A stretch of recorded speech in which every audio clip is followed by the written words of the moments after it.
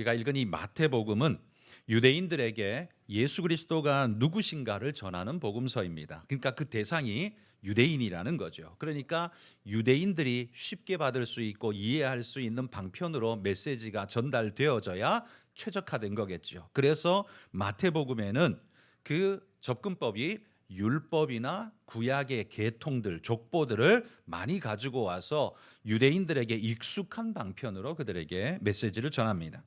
그래서 마태복음은 그 복음서의 시작 1장에 보면 족보로 시작합니다. 누구부터요? 아브라함부터. 그리고 유명한 다윗을 걸쳐서 예수 그리스도까지의 이야기를 하고 있습니다. 아브라함과 다윗의 자손 예수 그리스도. 이 두 사람 아브라함과 다윗은요, 유대 사회에서 안 통하는 곳이 없는 만능 열쇠 같은 그런 분들입니다. 여기에 모세까지 더한다면 이스라엘의 3대장이라고 말할 수 있습니다. 유대의 가장 유명한 세 사람이라는 말이죠. 그들이 바로 그들의 후손으로 오신 분이 누구냐? 예수 그리스도다라는 걸 1장이 강조하고요. 2장에서는 동방박사의 입을 통해서 이렇게 외쳐집니다. 유대인의 왕으로 나시니가 어디 계시뇨? 그러니까 유대인의 왕으로 나시니가 지금 여기 나셨다라는 사실을 계속 선포하는 거죠. 그러면서 그들이 예수님 마구간에 있는 예수님에게 가서 예배했다는 건 그분이 마구간에서 나셨지만 그분이 유대인의 왕이시라는 사실을 분명하게 마태는 소개하는 겁니다. 그리고 3장에서는 유대 사회가 존경해 마지 않는 세례 요한 400년의 선지자의 계보가 끊어졌다가 400년 만에 등장하게 된 정말 사랑하고 사모하는 선지자이신 세례 요한이 이렇게 증거해요. 보라, 세상 죄를 지고 가는 하나님의 어린 양이로다. 나는 그의 신발끈을 묶기에도 풀기에도 합당치 아니할 만큼 그분은 위대하시고 존귀하시다라고 3장에서 소리 높여 외치죠. 그런데 그것에 응답이라도 하듯이 세례받으실 때 하늘에서 소리가 들립니다. 이는 내 사랑하는 아들이요 내 기뻐하는 자라라고 말해서 하늘도 응답하시는 그분이다라는 사실을 마태복음 3장이 소개하는 거죠. 4장에서는 광야에서 40일을 금식하신 후에 시험을 받으시는데 이 시험 40일의 시험은 마치 이스라엘이 광야에서 40년간을 훈련받았던 것을 상징하는 시간과 같습니다. 모세와 이스라엘은 그 40년의 시간을 어떻게 했어요? 실패했습니다. 하나님의 은혜로 겨우 구원 얻기는 하지만 사실 계속 실패의 모습을 보여주지 않습니까? 그런데 예수님은 어떻습니까? 단번에 성공하셨습니다. 마귀가 그 어려운 중에도 마귀가 하는 그 유혹을 3번이나 넉넉히 이겨내시는, 그러니까 힘들고 어렵고 인간으로는 최고의 극한의 상태, 40일을 굶은 상태에서도 결단코 흔들리거나 넘어지지 않는 분이라는 사실을 4장이 우리에게 보여주죠. 그리고 5장부터 7장까지는 예수님이 산에서 선포하신 산상 수훈이라고 우리가 부르죠. 산상에서 선포하신 예수님의 설교였습니다. 이 선포가 울려 퍼질 때 그 밑에서 듣고 있는 유대 백성들은 어떤 느낌을 받았을까요? 예수님이 저 산 위에서 외칠 때마다 메아리쳐 들려오는 그 소리들이 굉장히 위험 있게 들릴 뿐만 아니라 그것이 마음에 큰 감동이 될 때마다 무엇을 자꾸 떠올리게 되냐면 시내산에서 율법을 받고 내려오던 그 모세, 얼굴에 찬란한 광채를 뿜으며 자기들에게 나와 말씀을 전해주던 그 모세가, 물론 직접 보진 않았지만 조상으로부터 그렇게 들어왔던 그 모세가 마치 예수님께 오버랩되는 것 같은 그런 느낌을 그들이 받았을 겁니다. 그러니까 예수님을 보는 것이 마치 모세를 보는 것 같고 하나님의 위대한 영광의 역사를 우리가 보는 것 같은, 신의 산에 앉아 있는 것 같은 착각을 줄 만큼 그 산상수훈의 메시지는 그들을 완전히 압도하고 지배하였던 것이죠. 여러분, 유대인에게 산이라는 개념, 이거 굉장히 신령한 개념입니다. 신의 산, 율법이 주어진 여호와의 산, 그리고 엘리야도 지쳐 쓰러질 때 바로 그 신의 산을 찾아, 호렙산을 찾아 하나님 앞에 나아가서 새롭게 충전받고 사명을 다시 한번 재확인받고 돌아온 그곳. 그래서 산이란 곳은 보면 되게 신령한 곳으로 유대인들에게 인식되어지는 거죠. 그리고 그 선포가 끝나자 오늘 8장에서 1절에 보시면 산에서 내려오십니다. 자, 지금까지 서론이었고요. 8장을 하려고 제가 1장부터 7장까지 열심히 달린 거예요. 자, 이제 8장 이야기를 함께 해봅시다. 여러분, 모세가 산에서 내려올 때 머리에 광채가 찬란히 빛났던 것처럼 하나님을 만나고 내려오는 것은 언제나 인간에게 영광의 의미를 나타냅니다. 여러분, 임금을 만나고 온 것도 영광일진데, 여러분 아마 여기 우리 중고등부 청년부 아이들은 만약에 BTS 공연 갔다가 친히 악수라도 한번 했으면 한 달 동안 손을 안 씻을 거예요. 너무 영광스러워서. 그죠? 별것도 아닌 BTS를 만나도 그럴진데 하나님을 만나고 내려온 그분은 어떠할까요? 그런데 여러분, 하나님을 만나고 온 모세와 예수님은 분명히 차이가 있습니다. 모세는 하나님이 수여하신 율법을 받아서 백성에게 전달해 준 자입니다. 한마디로 전달자일 뿐이에요. 아무 의미가 없습니다. 그냥 받아서 전해준 전달자예요. 그런데도 불구하고 이스라엘 사회에서 모세가 가지고 있는 위치와 영광은 누구와도 비교할 수 없는 최종의 영광을 누리는 존재가 되었습니다. 그 하나님의 율법을 받았다는 그 이유 하나만으로. 그런데 여러분, 예수님은 어떻습니까? 예수님은 받아서 전달해 준 자가 아니라 친히 수여하신 분이에요. 받아서 수치자가 아니라 친히 당신이 선포하신 수여자라는 말입니다. 모세는 받아서 전달한 종이지만 예수님은 친히 선포하시는 왕이시라는 말이에요. 비교 불가라는 말입니다. 지금 이 마태는 이 산상수훈을 끝내고 내려오시는 예수님을 어떻게 그리고 있는가 하면 8장 전체가 그 누구와도 무엇과도 비교할 수 없는 어마어마한 영광스러운 분이시다라는 사실을 8장 한 장 안에다가 엄청 풍성하게 그려내고 있다는 겁니다. 모세와 산이라는 이 메타포를 활용해서 예수님이 누구신가를 비유적으로 깨닫도록 만들어내고 있는 게 지금 마태의 이야기 구성이라는 말이죠. 그리고 보면 우리는 마태가 세리라는 걸 잘 알고 있습니다. 그러니까 돈이나 받아먹는 매국노라고 하지만 이 마태복음을 보면 이 마태가 그냥 무식쟁이 아무것도 없는 존재가 아니라 굉장한 문학가요 실력가였다라는 사실을 우리는 훑어볼 수 있습니다. 자, 이제 8장으로 한번 들어가서 그럼 마태가 8장에서 예수님을 어떻게 소개하고 있는가를 한번 살펴봅시다. 여러분, 성경책을 보시면 문단이 이렇게 좀 나뉘어져 있는 책, 소제목 써준 성경책이 있잖아요. 보시면은 5개 그룹으로 나눠져 있을 겁니다. 5개의 사건이 8장에 그려지고 있습니다. 그 5개가 가지고 있는 그 사건의 의미는 한 가지입니다. 예수님은 누구신가라는 이 한 가지 이야기를 5개의 사건이 우리에게 말하고 있다는 거예요. 그거 하나하나 한번 살펴봅시다. 첫 번째, 2절에서 4절에 보시면 나병 환자가 등장합니다. 예수님이 산에서 산상수훈 설교를 선포하신 이후에 내려와서 처음 만나고 첫 번째 행하신 기적의 사건이 바로 이 나병 환자입니다. 산에서 내려오시는 주님께 제일 먼저 찾아와서 간구한 것으로 마태는 기록하고 있습니다. 그가 와서 예수님께 이렇게 구했습니다. 주여, 원하시면 저를 깨끗게 하실 수 있나이다. 이 사람이 어떤 병에 걸렸다고요? 나병에 걸렸다고요. 나병이 어떤 병입니까? 네, 일명 예대로 우리 문둥병이라 불렀던 한센병이죠. 그죠? 그런데 여러분, 우리가 좀 아실 것은 고대인들은 지금처럼 병을 세분화해서 이름을 붙이고 통칭하지 않았습니다. 할 수가 없었죠. 그죠?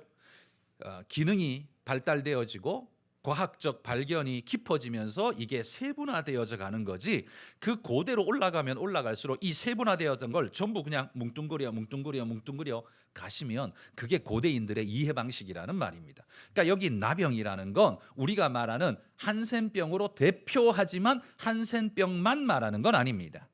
그러니까 피부에 생기는 중한 질병들은 다 나병이라고 불렀습니다. 그러니까 우리가 번역할 때 나병이라고 쓴 거죠. 히브리어로 부르는 그 병명은 우리가 번역할 때 나병이 가깝다라고 해서 번역하는 것일 뿐이지 나병만을 이야기하는 건 아니라는 말이에요. 그래서 성경이 나병이라고 말할 때 여러분, 그걸 꼭 한센병, 문둥병이라고만 볼 게 아니라 심한 피부병까지 전부 포함하고 있는, 누구는 나병일 수 있고 누구는 심한 피부병일 수 있고 그럴 수 있다는 사실이에요. 그런데 공통점은 뭐냐 하면 그 시대에는 그 어떤 병이라도 그거 못 고쳤다는 말입니다. 그러니 그들의 입장에서는 이게 한센병이든 이게 무슨 심각한 피부병이든 상관없어요. 왜? 어차피 못 고치는 불치병인 거예요. 그러니까 같은 묶음으로 들어갈 수가 있는 거죠. 그런데 그런 병을 가지고 있는 이 사람이 예수님께 나옵니다. 원래 율법대로 하면 이 사람은 돌에 맞아 죽어야 되는 사람이에요. 왜냐하면 이 나병을 가진 자는 일반인 가까이 갈 수 없습니다. 그리고 격리되어 살아야만 합니다. 왜? 전염성이 있다라고 인정되기 때문에. 그래서 마을 바깥에 살았습니다. 여러분 벤허라는 영화 보셨습니까? 거기 보면 나병인이 한 사람 나오죠. 그게 그 마을 바깥에 동굴에 살지 않습니까? 그런 식으로 격리되어 삽니다. 그리고 이 나병 환자는 길 가다가 마을 안에는 안 들어가는데 광야의 바깥에 있다가도요, 광야 성과 성을 옛날에 사람들이 살았는데 예루살렘 성에서 베들레헴으로 가려면 성에서 나와서 광야를 지나서 성으로 가야 됩니다. 그런데 이 광야라는 지역은 나병인들이 살 수 있는 곳이란 말이죠. 왜? 성 안이 아니니까, 밖이니까 그 사람들이 살 수 있어. 그러면 여기에서 여기로 건너가는 사람들은 나병인을 만날 수 있겠죠. 가능성이 생기지 않습니까? 그러면 이 나병 환자는 정상인이 오면 뭐 어떻게 해야 되냐면 손을 얼굴에 가리고 소리를 질러야 돼요. 부정하다, 부정하다고 소리를 질러야 돼요. 그러니까 내가 부정한 사람이라는 거예요. 그러니까 부정하니까 내 옆에 오지 마세요라는, 빨리 비껴가세요라는 소리를 질러야 됩니다. 그래서 그 사람의 정한 상태를 유지시켜 줘야 되는 책임이 이 부정한 자에게 있는 거예요. 자기는 부정하지만 부정의 시간을 지나서 깨끗한 치유를 받고 나면 정함으로 나아갈 수 있지만, 그러나 부정의 상태에 있는 그는 정한 사람과 접촉하면 정한 사람이 부정한 자가 되기 때문에 접근 못하도록 막 소리 질러 줘야 되는 거예요. 그리고 정한 사람이 이 사람을 터치하게 되면 어떻게 되냐면 이 사람은 부정해져요. 정함이 사라집니다. 이게 이제 꼬리를 물고 들어가는데요. 성경 공부도 아니고 정함이란 단어와 부정하다는 단어를 죄인이라는 단어와 동일시하면 안 됩니다. 성경에서 부정하다라는 단어는 죄인이란 말이 아니에요. 하나님 앞에 지금 나갈 수 없는 존재, 무자격자의 존재가 되어버렸다는 겁니다. 그러니까 더럽혀졌거나 오염된 상태이거나, 그래서 그 오염을 씻어야만 나갈 수 있는 아직 자격 미달의 상태, 그게 부정한 상태예요. 범죄한 건 아니에요. 질병으로 인해서 부정을 터치했기 때문에 이 사람은 죄인은 아닌데 부정한 상태예요. 그러니까 부정하다는 걸 죄인과 동일시하면 안 된다는 말이에요. 자꾸 꼬리를 물고 나가면 이게 삼천포로 빠지게 되는데, 다시 돌아와서 이 한센병 환자가 산에서 내려오시는 예수님을 향해서 이렇게 외쳤습니다. 당신이 원하시기만 한다면 언제든지 깨끗게 하실 수 있습니다. 여러분, 이 사람의 이 말 속에 예수님을 향한 믿음이 있습니까? 믿음이 느껴지십니까? 이 사람은 지금 뭘 믿고 있는 거예요? 예수님은 이 병을 치료할 수 있다, 없다? 있다. 근데 문제는 뭐다? 조건이 있잖아요. 그 문구 속에. 원하시면. 그러니까 능력은 당신이 이미 충분히 가지고 계십니다. 그런데 당신이 나 같은 자를 치료하실 마음이 있으신지를 내가 모르겠습니다. 이게 지금 이 나병 환자의 간절한 열망인 거예요. 그러니까 지금 이 말은 당신에게는 그 능력이 있지만 나 같은 놈을 치료하시려는지는, 그 마음이 있을지는 나는 모르겠습니다만 제발 그 마음을 가져주십시오라는 애절한 부탁인 거죠. 그러니까 그의 말 속엔 이미 믿음이 가득 들어 있습니다. 당신은 하실 수 있습니다. 여러분, 어느 인간에게 나병을 고쳐 줄 능력이 어느 인간에게 있습니까? 그러니까 이 문둥병자의, 이 나병 환자의 이 고백은요, 예수님을 그냥 단순한 인간으로 보지 않았다라는 걸 우리에게 분명히 보여주는 거죠. 이때 예수님께서 성경에 보면 손을 내밀어 그에게 되시며 이르시되 내가 원하노니 깨끗함을 받으라. 아까 제가 말했죠. 정한 사람이 나병 환자에게 손을 대면 어떻게 된다고요? 부정해진다고요. 그럼 지금 예수님이 손 댔으면 예수님 부정해져야 되잖아요. 그죠? 그런데 예수님이 굳이 손을 대어요. 부정함에도 불구하고. 이건 뭐냐 하면 그 부정이 예수님께 오는 게 아니라 예수님의 권능이 그의 질병과 부정을 완전히 씻어내버리기 때문에 부정이 예수님께로 올 겨를이 없는 거죠. 예수님이 손은 댐과 동시에 부정은 이미 떠나갔기 때문에, 그래서 이 부정이 예수님께 올 수 없고 오히려 그 사람이 어떻게 돼요? 낫게 되는 겁니다. 그렇기 때문에 예수님은 그를 터치하여서 고치십니다.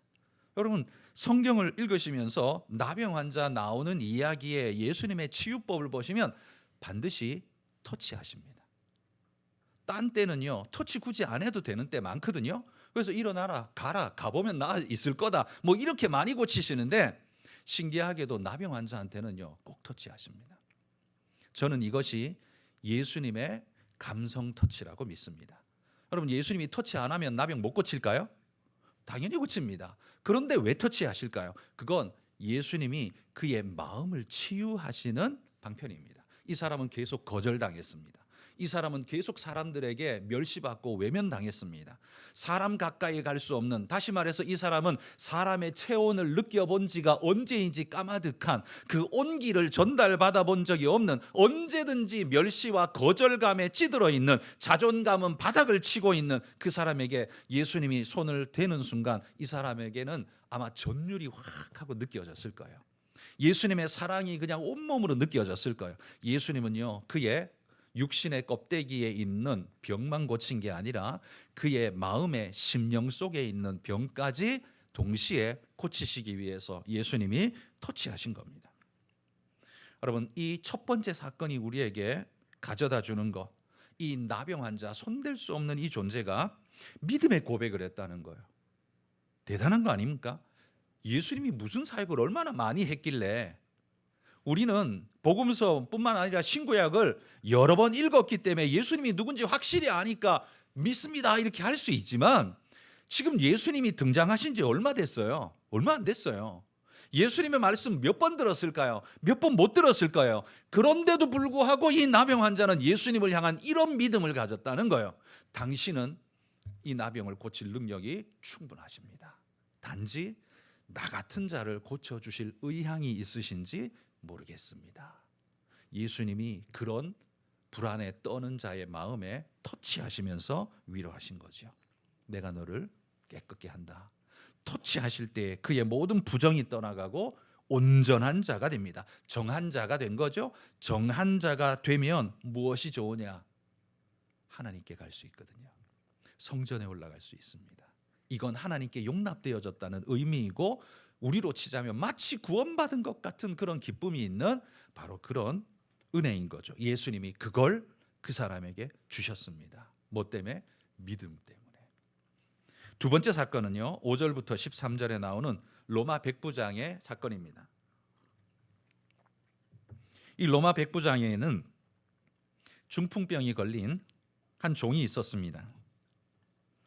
백부장에게 얼마나 소중한 사람이었는지 이 백부장이 친히 예수님께 사람을 보내어서 간청해 주었습니다. 그 병든 종의 가족이 예수님께 청했다. 이건 뭐 말이 되죠. 당연한 거잖아요. 근데 그게 아니라 부하도 아니고 완전 상사가 자기를 위해서 이걸 해줬다는 게, 이게 굉장히 엄청난 사건 아닙니까? 저는 이 백부장이 이 하인을, 병든 하인을 얼마나 사랑했으면 이렇게 했을까라는 생각이 듭니다. 그리고 이 말을 그대로 뒤집어 보면 이 중풍병에 걸린 이 하인이 그 주인을 위해서 얼마나 충성되었으면 주인이 이렇게까지 해줄까라는 생각이 든다는 거예요. 여러분도 이런 사랑을 받으시는 분들이 되시기를 소망합니다.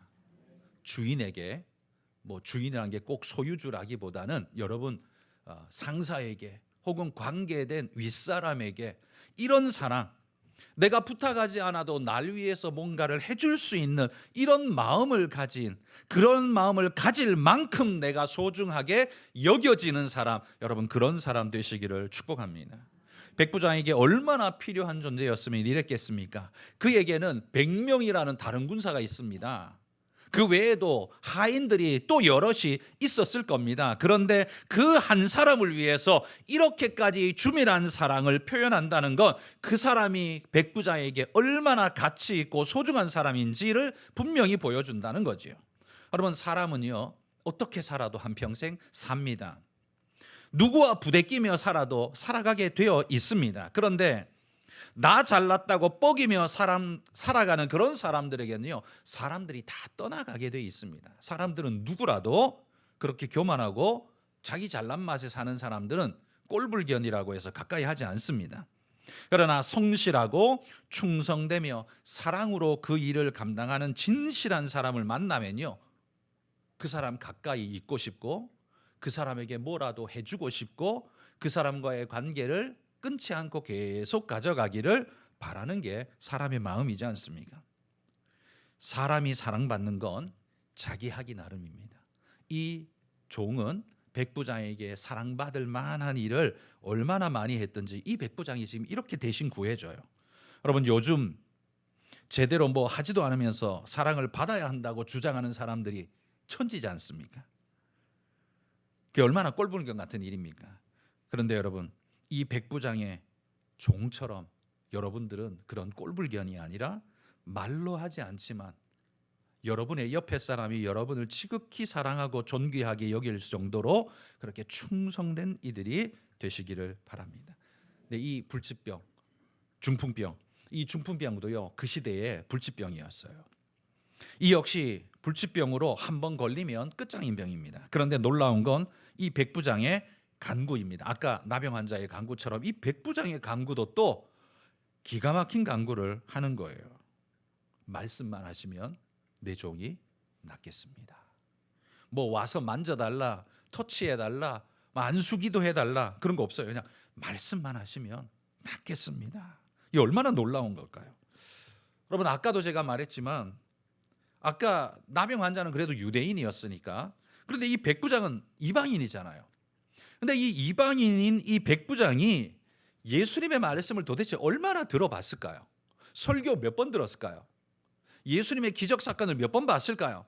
지금 이 마태복음 8장은 예수님의 사역의 아주 초기 사건이거든요. 그렇다면 예수님이 아직 그렇게 많은 사건을 일으키지 않았고 그렇게 많은 가르침을 아직 전하지 않았음에도 불구하고 얼마 되지 않은 그 메시지 속에서도 백부장은 예수님을 향한 고백이 엄청난 고백을 지금 했다라는 거죠. 도대체 뭘 보고 어떻게 이런 믿음을 가질 수 있었을까요? 엄청난 사건 아닙니까? 말씀만 하옵소서. 그것도 다른 병도 아닌 불치병인데 말이죠. 그 말 한마디로 고친다는 건 그 말도 안 되는 일 아닙니까? 그러니까 이 백부장도요, 예수님을 그냥 사람이라고 본 게 아니라는 증거죠. 이게 그냥 사람이라면 절대로 이런 요청할 수가 없는 거예요. 아까 나병 환자도 마찬가지고 백부장도 마찬가지입니다. 백부장은 예수님을 단순한 한 사람으로 본 게 아니라는 말이에요. 적어도 위대한 선지자 혹은 신의 사람 혹은 뭐 하나님이라고까지는 아직 그는 몰랐겠지만 그 언저리에 있는 비슷한 분이라고까지는 아마 분명히 생각했을 것 같습니다. 자, 그러자 주님이 뭐라고 말합니까? 13절에 보면 가라, 네 믿음대로 될지어다 허락해 주십니다. 네가 뭐라고 믿고 구했든 그대로 되라고 지금 백지수표를 주고 있는 것 같습니다. 10절에서 12절에 보시면 주님께서 이 백부장의 믿음에 대해서 얼마나 기뻐하고 계신지를 우리는 볼 수 있습니다. 놀라워하실 뿐만 아니라 근본적으로 아주 기뻐하고 계신 모습을 우리가 발견할 수 있죠. 마치 만나고 싶었는데 여기서 만나는구나, 마치 이런 것처럼 예수님이 지금 반응하고 있는 거예요. 여러분, 우리 한가람의 우리 모든 성도님들이 이 백부장 같은 믿음의 사람이 되셔서 하나님이 여러분 만날 때 내가 너 진짜 만나고 싶었는데 너 여기 있었구나, 너 한가람 교회에 있었었네 라고 말할 수 있는 여러분 그런 분들이 되시기를 소망합니다. 내가 너 이야기 많이 들었다. 천사들이 너 이야기 엄청 하더라. 내가 귀가 딸토록 들었다. 여러분, 이런 말씀 들을 수 있는 그런 복된 분들이 되시길 축복합니다. 세 번째 사건은 14절에서 17절에 보면 베드로의 장모가 고침받는 이야기가 나옵니다. 그런데 이 사건은 조금 특별합니다. 다른 사건들은 다 이 병자들이 예수님께 믿음을 고백하며 요청하는 말들이 나와요. 그런데 여기 베드로의 장모는 믿음으로 고백하는 이야기가 전혀 안 나옵니다. 그러니까 베드로 장모는 한마디도 안 해요. 안 한 건지 안 쓴 건지 우리는 잘 모르지만 어쨌든 성경에 기록되어 있지 않습니다. 그러니까 뭐라고 말했는지는 모릅니다. 베드로가 대신 간구해 줬는지 어떤지는 모르겠지만요. 그렇다고 해서 이 베드로의 장모가 믿음이 없었다고 말할 수 있을까요? 저는 그렇진 않다고 생각합니다. 지금 기록되어져 있지는 않지만 분명히 그런 믿음을 표현했을 거라고 생각합니다. 자, 여기 베드로의 장모가 시달리고 있는 병은 뭐예요? 열병입니다. 열병. 이 열병은요, 한마디로 열나는 병이죠. 근원은 여러 가지겠지만 고대인들은 다 열이 펄펄 끓으면 그 다 열병이에요. 그렇죠? 구분을 할 수가 없으니까, 근원이 뭔지 모르니까. 그래서 지금 학자들은 이 베드로의 장모가 걸린 이 열병이 말라리아 내지는 장티푸스 아닐까라고 추측을 합니다. 그러나 고대인들은 뭐 열이 40도 고열을 오르면 그냥 다 열병인 거예요. 근데 누가복음에 이 사건을 똑같이 기록하는데 누가는 의사잖아요. 어떻게 표현하냐면 심한 열병, 중한 열병이었다라고 그 상태를 우리에게 소개해 줍니다. 그러니까 이게 쉽게 나을 수 없는 병이라는 걸 이야기하는 거죠. 그때 예수님께서 그녀의 손을 만지시자 열병이 떠나기 시작합니다. 예수님의 터치는요, 모든 질병을 떠나게 하는 능력이 있습니다. 마치 마귀가 예수님의 손끝에라도 닿는 순간 수만 볼트의 전기가 흘러서 마치 죽을 것 같이 괴성을 지르는 것처럼 예수님 손끝이 닿는 순간에 모든 악한 것은 떠나가고 모든 어그러진 부정한 것들은 떠나가게 되는 줄 믿습니다. 베드로의 장모는요, 신앙의 고백을 어떻게 나타냈는지 모르지만 주님의 긍휼과 사랑으로 하나님의 은혜가 그를 뒤덮고 있는 모습을 보여줍니다. 그분의 사랑이, 그분의 치유가, 그분의 긍휼이 그녀를 뒤덮고 있는 모습을 봅니다. 마치 그 룻기에 나오는 룻이 보아스에게 당신의 그 옷자락으로 나를 덮어달라라고, 당신의 은혜 아래 나를 품어달라라고 요청하는 것처럼 하나님의 은혜가 이 여인을 완전히 뒤덮어 그를 긍휼과 자비로 구원하고 있는 모습을 볼 수 있죠. 여러분, 이 여인은 한마디도 기록되어 있지 않습니다. 했는지 안 했는지도 모릅니다. 그러나 예수님은 그의 간절함을 아시고 고쳐주고 있습니다. 여러분, 여러분들이 기도하고자 하는 그 기도의 내용에 적절한 표현을 사용하지 못해도 우리 하나님은 다 알아서 들으시는 줄 믿습니다. 개떡같이 기도해도 찰떡같이 들으시는 줄 믿습니다. 그냥 눈물만 흘려도 하나님은 알아들으시는 줄 믿습니다. 그래서 여러분, 힘들고 어려울 때는요, 뭐 주절주절 많은 이야기를 하려고 하지 말고 그냥 교회당에 나와서 그냥 울기만 하세요. 다 알아듣습니다. 다 알아듣습니다. 엄마가 아기가 울면 똥 쌌는지 배고픈지 구분하는 것처럼 하나님은 다 알아듣습니다. 여기 여인도 표현하지 않지만, 구분되어 있지 않지만, 뭐라고 말하지 않지만 예수님이 그의 은혜로 그를 덮는, 축복으로 그를 덮어주시는 은혜가 있습니다. 우리에게도 오늘 이 밤 하나님이 그렇게 덮어주시기를 축복합니다. 네 번째 사건은 23절부터 27절에 보면 큰 풍랑이 일어난 사건을 이야기합니다. 자, 이제는 뭐 질병 고치는 사건은 이제 지나갔어요. 이 네 번째 풍랑 사건은 예수님과 제자들이 갈릴리 바다를 건너서 이동할 때 돌풍이 일어난 겁니다.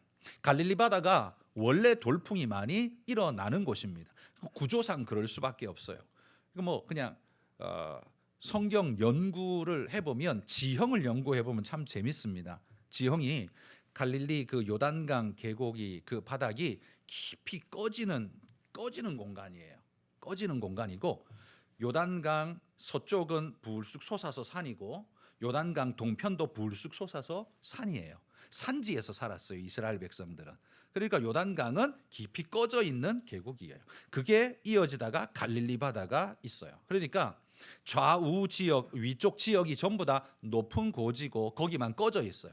바로 여기에 바람이 위에서 슉 하고 지나가면 밑에는 바람이 어떻게 되겠어요? 압력차로 인해서 여기에 돌풍이 발생하게 되는 겁니다. 그래서 갈릴리 바다가 돌풍이 자꾸 생기는 거예요. 그러니까 바람이 위에서 부는데 압력차가 생기니까 여기 빈 공간에서 압력이 훅 하고 땡겨 올라가듯 하니까 여기 파도가 막 일어나고 그래서 갈릴리 바다가 돌풍이 그렇게 많은 겁니다. 자, 어쨌든 그 돌풍이 일어나는데요. 이 돌풍은 뱃사람이었던 예수님의 제자들도 감당할 수 없는 컨트롤 불가능의 엄청나게 두려운 일이었습니다. 그래서 25절에 보면 뱃사람이었던 예수님의 제자들도 죽겠나이다라고 막 아우성을 치면서 난리를 지금 치는 거예요. 그런데 놀라운 일이 벌어집니다. 예수님께서 그 배에서 일어나시더니만 바람과 바다를 꾸짖었습니다. 마치 사람에게 꾸짖듯 바람과 바다를 꾸짖었습니다. 그러자 바다가 갑자기 잔잔해져 버렸습니다. 여러분, 예수님이 기똥차게 타이밍을 맞춘 걸까요? 바람이 지금 딱 멎을 때가 됐으니까 지금 딱 외친 걸까요? 그게 아니죠. 예수님이 외치니까 바람이 멈춘 겁니다. 마태가 이걸 왜 기록했을까요? 지금 앞에서 세 개의 사건 기록했습니다. 첫 번째 뭐였어요? 나병 환자. 두 번째 백부장의 종. 세 번째 베드로의 장모. 다 질병을 고쳐내면서 못 고칠 병들을 다 고쳐왔어요. 그리고 네 번째 지금 풍랑, 큰 풍랑. 인간이 감당 못하는 풍랑. 이거 왜 기록했을까요? 질병도 인간이 감당할 수 없는 거지만 자연은 더더욱 인간이 감당할 수 없는 거잖아요. 더 큰 거잖아요. 그런데 지금 예수님께서 어떻게 하세요? 그 바람과 바다를 잔잔케 하는 위대한 능력의 주님인 것을 보여주는 거예요. 하나님의 능력은 한 인간에게만 효력을 미치는 정도가 아니라요.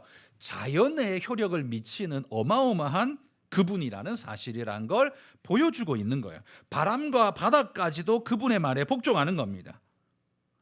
그러니까 이거는 지금 마태가 말하는 거예요. 예수님이 그냥 단순한 사람 같아? 그냥 위대한 랍비 정도 같아? 아니야. 절대 아니야. 어떤 랍비가 나병을 고치냐? 어떤 랍비가 바람과 바다를 잔잔케 하냐? 절대 불가능한 이야. 예수님은 그냥 선생이 아니야. 이분이 누군 줄 알아? 라고 지금 마태가 우리에게 말을 걸고 있는 거죠. 창조의 능력으로 세상을 지으신 그분이 바로 이분이셔 라고 지금 마태가 소개하고 있는 겁니다. 얼마나 놀라운 사건입니까? 뿐만 아닙니다. 28절에서 34절에 보면 다섯 번째 사건, 귀신 들린 자의 이야기가 나옵니다. 자, 여기는 또 특별한 게 요거는 이방인의 지역에 가서 일어난 사건입니다. 그 지방의 이름이 뭐예요? 가나다라 지역이죠. 네, 가다라 지역이에요. 이게 갈릴리 건너편 쪽에 있어요. 예수님이 가버나움과 예수님이 가나 지역, 이쪽은 갈릴리 바닥 서쪽이었는데 요 가다라 지방은 갈릴리 동쪽 편이에요. 근데 이 동쪽 편은 이방인 구역이에요. 이방인죠. 이방인이 살았어요. 데가볼리 들어보셨어요? 데가볼리 이게 뭐냐면 데카폴리스예요. 10개의 도시라는 말입니다. 그러니까 헬라인들이 이 로마인들이 와서 그 팔레스타인 지역에 로마식 도시, 헬라식 도시를 10개를 지은 그 큰 일대를 가리켜 데가볼리, 데카폴리스라고 그렇게 부르는 거예요. 성경은 데가볼리라고 하죠. 그러니까 거기 전부 다 이방인들이 사는, 그러니까 로마인들, 헬라인들이 사는 그런 이방인 지역이었습니다. 그래서 거기에 여기 등장하는 동물이 나오죠. 뭐가 나옵니까? 네? 돼지떼. 자, 유대인들은 돼지를 쳤을까요? 안 쳤을까요? 안 칩니다. 왜요? 율법에 부정한 동물이기 때문에. 그래서 그 부정한 동물이 성스러운 이 하나님의 땅을 발로 밟으면 그 땅이 어떻게 될까요? 부정해져요. 그래서 그 돼지를 절대 키울 수 없어요. 그러니까 돼지를 키우고 있다는 말은 그 지역은 유대인의 땅이 아니란 말이에요. 이방인의 땅이에요. 근데 이 사람이 귀신이 들렸는데 얼마나 엄청난 귀신이 들렸는지 28절에 보면, 끝에 보면 몹시 사나워 아무도 그 길로 지나갈 수 없을 정도였다라고 말합니다. 그러니까 이게 무엇으로도 이거 억어할 수 없는 엄청난, 그런데 난폭한, 근데 제정신이 아닌 이런 상태의 사람이에요. 그도 그럴 것이, 이 사람에게서 쫓겨나온 귀신이 돼지 떼에 들어가서 이 돼지가 몰사하게 되는데, 마태복음에 지금 안 나오지만 다른 복음서에 보면 돼지 몇 마리가 죽었대요? 기억나십니까? 2,000마리. 그러니까 그 사람 안에 귀신이 도대체 몇 마리나 들어있었을까요? 아마 한 2,000마리 들어있었다는 소리겠죠. 한 사람 안에 그 많은 귀신이 들어있었으니 이 사람이 제정신일 수가 없는 거죠. 엄청난 능력을 나타내고 있는 사람인 겁니다. 그 사람은 이방인입니다. 그 사람은 2,000마리 이상 되는 귀신이 들끓고 있는 어마어마한, 누구도 손댈 수 없는 사람입니다. 유대인인 예수님의 입장에서는 내버려둬도 상관없습니다. 오히려 관계하는 것이 이상합니다. 그런데 예수님은요, 굳이 그 사람을 고쳐주십니다. 이방인이라 할지라도 그를 고쳐주십니다. 그 귀신에게 명하여 떠나게 하십니다. 사람을 온전히 구원해 주신 거죠. 그런데 마태는 다른 부분에는 없는 여기 5번째 사건에만 기록하는, 또 34절에 보면 이런 이야기가 있어요. 그 결론이 다른 곳에서는 다 예수님을 높이고 영화롭게 하고 영광스럽게 하지만 여기서는 떠나기를 간구하더라. 예수님을 감당을 못 하겠는 거예요. 이분이 도대체 어떤 분인지도 모르겠고 오히려 두려움을 느끼는 거죠.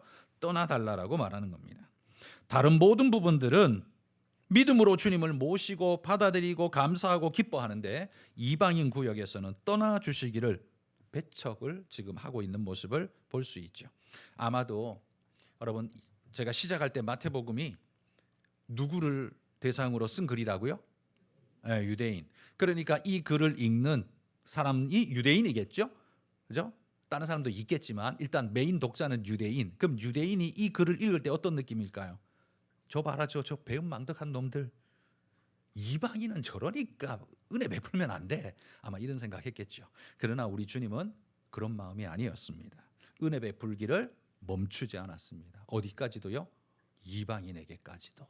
그 사건을 지금 마태가 기록하는 겁니다.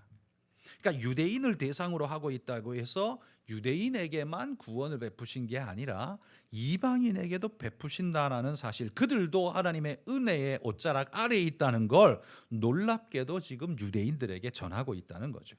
예수님은 민족주의의 사람이 아니었다라는 사실을 지금 마태가 기록하고 있는 겁니다. 자, 오늘 말씀을 정리해 보면요, 예수님은 모세보다 우월한 영광의 주님이라는 사실을 분명히 나타내셨습니다. 그분은 수취인이 아닌, 받아서 전달해 준 배달자가 아닌 수여자, 왕이셨고 하나님이시다라는 사실을 보였어요. 두 번째, 믿음대로 될지어다 선포하시는, 믿음에 기쁘게 반응해 주시는 주님이라는 사실을 우리는 그 속에서 발견했습니다. 마치 그 말하기를 내가 기다렸어, 네가 그 말하기를 내가 학수고대하고 기다렸어, 네가 했으니 됐다, 이만큼 받아라 하고 막 던져주시는 것 같은 그런 모습을 우리는 발견할 수 있다는 거죠. 세 번째는요, 모든 존재 위에 뛰어나신 분이라는 사실을 보여줍니다. 나병, 중풍병, 열병, 그 당시에 고칠 수 없는 불치병이라고 부르는 그 모든 병을 다 고치셨어요. 풍랑을, 자연을 지배하세요. 그 다음에 귀신을 쫓아내시고 지배하세요. 사람을 통치하시고 자연을 통치하시고 귀신까지 통치하시는 그분 누구일까요? 이렇게 셋을 다 통치할 수 있는 존재는 누가 있어요? 하나님 외에 없어요. 하나님 외에 없어요. 이게 지금 마태가 하고 싶은 이야기라는 말입니다. 그리고 믿음으로 받지 않는 자에게는 예수님은 언제든지 떠나가셨습니다. 믿음이 얼마나 중요한가를 우리에게 보여주는 거죠. 여러분, 주님의 축복 속으로 들어갈 수 있는 건 이방인이냐 유대인이냐가 아니에요. 정한 자냐 부정한 자냐가 아닙니다. 그 하나님을 믿는, 믿음으로 그분의 은혜 옷자락 안에 들어오는 모든 자를 주님은 품으시고 사랑하신다라는 이야기입니다. 그래서 8장에 5가지의 스토리가 있는데요, 그 5가지 스토리는 전부 다 한 가지를 강조합니다. 믿음을 강조합니다. 그분이 누구신가를 이야기하고 우리에게 믿음을 강조하고 있다는 겁니다. 여러분, 우리가 그분께 믿음으로 받아들여졌다면 질병의 고침, 귀신의 물리침, 그 다음에 환경 여건의 극복, 이 모든 것을 하나님이 우리에게 주실 수 있다는 사실을 믿으시기 바랍니다. 그 나병 환자처럼 외치시기 바랍니다. 주님은 그 모든 것을 하실 수 있습니다. 단지 의향이 있는지 모르겠습니다. 그러나 나는 믿습니다. 당신이 나를 사랑하신다는 사실을 믿습니다. 여러분, 그렇게 고백하는 순간 하나님의 은혜가 우리에게 물붓듯 부어지게 될 거라는 사실을 믿고 기도하시는 여러분 되시기를 축복합니다. 그래서 성경이 늘 말합니다. 믿는 자는, 가진 자는 더 가질 것이요. 뭘 가졌어요? 믿음. 없는 자는, 믿음 없는 자는 있는 것까지라도 빼앗기리라. 불신이 계속 커져갈 거라는 소리죠. 여러분 안에 믿음이 자라나서 주님의 은혜가 한량없이 부어지는 믿음의 일꾼들이 다 되시기를 축복합니다.